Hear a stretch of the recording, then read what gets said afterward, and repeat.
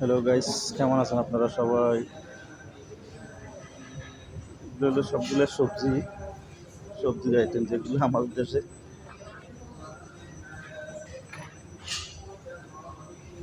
কাঁচা মরিচ, বিভিন্ন ধরনের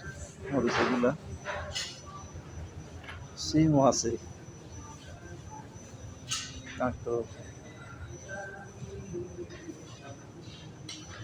তরমুজ তো আমাদের দেশে শেষ হয়ে গেছে বই, কিন্তু এই দেশের তরমুজ দেখেন, এই যে তরমুজ সাজায় রাখছি একদম, মানে এভরিথিং সবগুলাই আছে।